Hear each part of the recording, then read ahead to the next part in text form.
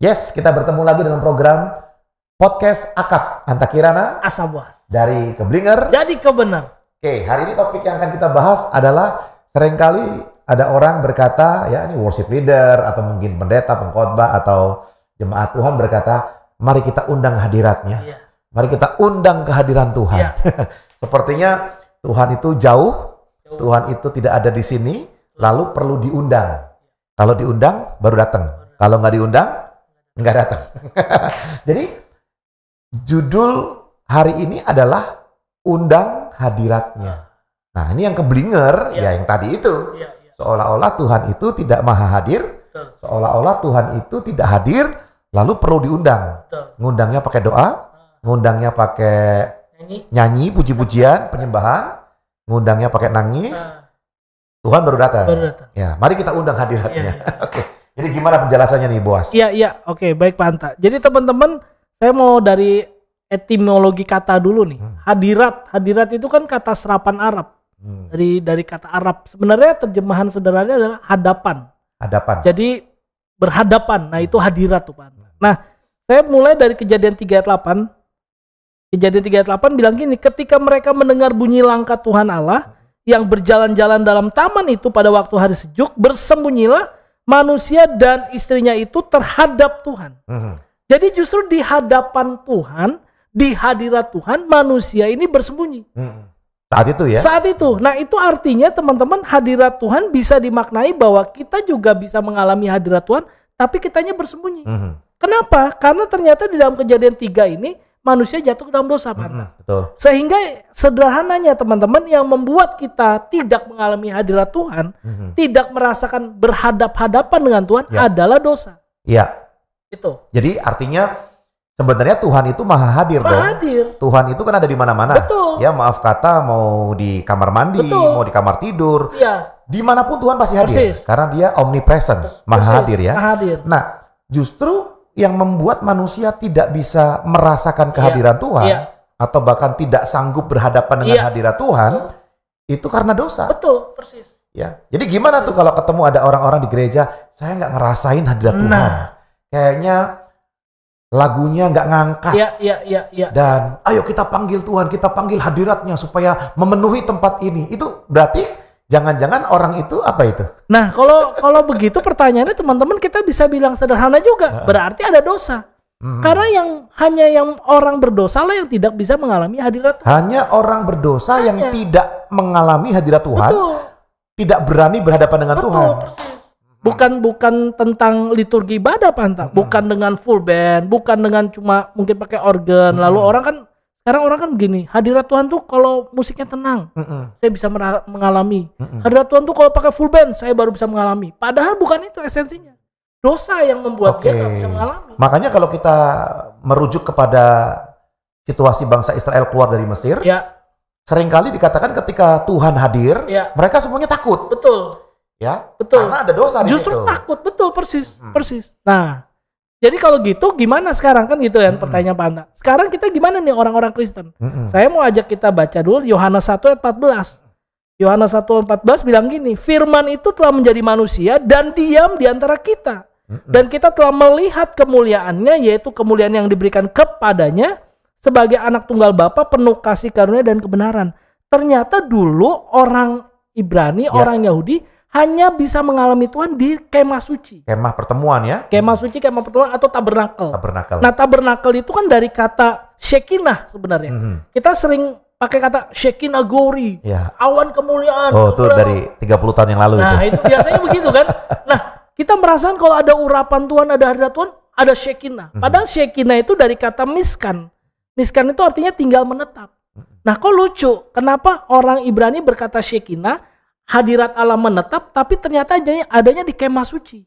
Kemah suci kan kalau mereka mau jalan bongkar, Pak. Betul. Mereka mau berhenti, tiang awan dan tiang api berhenti, baru mereka bangun lagi.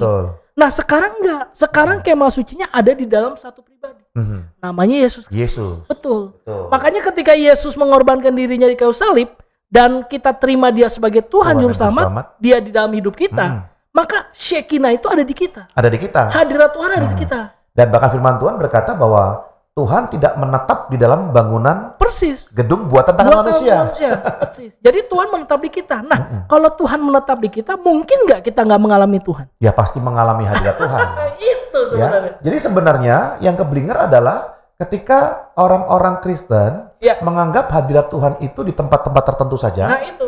Menganggap hadirat Tuhan itu harus diundang. Persis. Menganggap seolah-olah Tuhan itu on off. Persis. Di sini nggak ada, ayo kita panggil. Iya. Iya kan? Ya, tetapi sebenarnya yang kebenarnya adalah bahwa hadirat Tuhan itu ada di mana-mana. Persis. Ya. Nah, ini hanya tentang kemampuan kita untuk menyadari. Betul. Apakah menyadari Tuhan hadir atau tidak? Iya, persis. Ya, nah orang kalau hidupnya dalam dosa, dia nggak bisa sadar ada Tuhan. Persis. Makanya yang dia kejar adalah apa? Mungkin hadirat Tuhan itu diukur dengan musik yang indah. Betul. Hanya kepuasan emosi. Kepuasan emosi ya. Suara yang merdu, ya. Pemain musiknya komplit, lighting, dingin, baru dia, wah ini hadirat Tuhan nih. Kenceng nih. Sementara kalau di rumah dia main gitar sendiri nggak ngerasain. Nah itu artinya berarti justru orang yang kedagingan di situ. Ya. Berarti yang tepat bukannya adalah mari kita undang hadirat Tuhan, tapi mari kita masuk dalam hadirat Tuhan. Karena hadirat Tuhan sudah ada.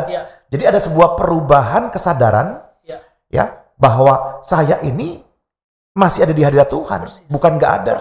Bahkan tidak ibadah hari Minggu pun hadirat Tuhan tetap ada. Ya, nah ini yang menjadi sebuah penyebab bahwa orang lebih merasakan hadirat Tuhan di gereja saat berdoa, saat pendalaman Alkitab, dan ketika bekerja di kantor, di bus, dimanapun dia nggak merasakan. Karena di dalam konsep pikirannya hadirat Tuhan itu adanya saat kita beribadah, padahal dimanapun Tuhan hadir. Ya. Nah kalau perjanjian lama memang Tuhan memilih hadir di kemah pertemuan karena ada dosa saat itu dan manusia perlu lewat imam dan sebagainya, tetapi Yesus ketika mati di kayu salib kan merubuhkan itu semua cara-cara lama. Kita punya keberanian untuk langsung masuk dalam hadirat Tuhan. Betul. Jadi sederhana teman-teman bahwa hadirat Tuhan nggak perlu lagi diundang. Kita sudah bisa mengalami, Pak. Tinggal tadi yang Panta katakan, bisa nggak kita menyadarinya? Ada orang kan kayak kita sama anak, Panta. Kalau sama anak kan deket kita. Gak perlu lah kita undang dia, ayo silakan kamu masuk ke kamar papa, silakan kamu masuk bermain bersama papa, kan gak perlu. Dia punya kemampuan, tapi ketika hubungan itu gak baik, karena mungkin ada pelanggaran, maka anak akan takut sama kita. Datang aja kayak, ditanya kamu kenapa? Kenapa? Karena ada ketakutan. Tapi sesungguhnya hadirat Tuhan itu ada. Jadi saya lihat ada dua nih. Ada mungkin orang keblinger tentang hadirat Tuhan itu karena konsepnya hadirat Tuhan itu hanya ada di saat kita ibadah. Persis. Satu. Yang kedua, ada orang tidak merasakan hadirat Tuhan karena kedagingan atau dosa. Persis. Karena dia dosa maka dia tidak merasakan apa-apa, begitu ya.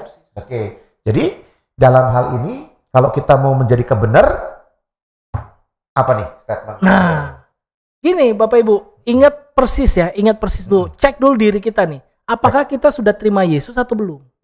Percaya Yesus atau belum? Betul. Karena seberapa kuatnya saudara, teman-teman mau cari hadirat Tuhan, tapi tanpa Yesus tidak bisa. Tidak bisa. Hanya dengan Yesus lah kita bisa mengalami hadirat Tuhan. Betul. Karena Yesus yang membawa hadirat Tuhan dari surga itu ke bumi. Makanya dalam doa Bapa kami dikatakan, datanglah kerajaanmu, jadilah kehendakmu di bumi seperti di surga. Jadi kalau mau tanya, gimana sih alami surga? Sekarang kita bisa alami, Pak. Kan hadirat Tuhan itu ada. Shekinah itu ada di kita. Nah, sehingga kita harus begini. Setiap mulai ibadah, setiap kita mau beraktivitas, jangan undang hadirat Tuhan, tapi biarkan hadirat Tuhan itu menguasai kita. Karena kalau hadirat itu menguasai kita, maka kemanapun kita bisa mengalami itu. Iya, jadi sebenarnya kuncinya mengubah kesadaran ya. Iya. Jadi bagi para worship leader, para singer, terus teman-teman yang biasa di mimbar atau memimpin kelompok kecil, komunitas ketika di home atau di komsel, maka kita perlu ubah tuh. Jangan bilang mari kita undang hadirat Tuhan, tapi mari kita masuk dalam hadiratnya. Mari kita alami. Mari kita alami hadirat Tuhan. Karena hadirat Tuhan sudah ada. Nggak perlu repot-repot kita bikin undangan ya. Apalagi teriak-teriak tuh. Tuhan, hadirlah Tuhan. Karena kalau itu menarik Panta, karena kalau kita bilang Tuhan hadirlah Tuhan, secara fisik dia hadir, maka kiamat dunia. Kan kita nggak mau cepat-cepat katanya ya, mau bertobat dulu gitu. Oke, jadi teman-teman semuanya, Bapak Ibu, hari ini kita sudah belajar sebuah konsep yang memberikan kepada kita sebuah makna yang lebih benar ya, dan nggak perlu keblinger gitu kan. So mulai hari ini nggak perlu lagi undang-undang hadirat Tuhan. Hadirat Tuhan sudah ada. Dimanapun kita berada, kita tinggal mengalami, kita tinggal masuk, kita tinggal menyadari akan hadirat Tuhan. Ya, terakhir deh closing statement. Iya, saya bacain ayat aja Pak. Oke, boleh. Supaya yang ngomong langsung ayat ya. Betul. Di mana nih ayatnya? Efesus 3 ayat 12 Pak. Di dalam Dia kita beroleh keberanian dan jalan masuk kepada Allah dengan penuh kepercayaan oleh iman kita kepadanya. Di dalam Yesus. Di dalam Yesus. Udah itu aja. Dan karena kita udah terima Yesus, persis. Langsung kita bisa jalan masuk ya. Nggak perlu permisi. Masuk. Oke, kalau begitu kita ucapkan selamat kepada teman-teman. Selamat mengalami hadirat Tuhan dimanapun Anda berada. Tuhan Yesus memberkati. Sampai bertemu di program selanjutnya.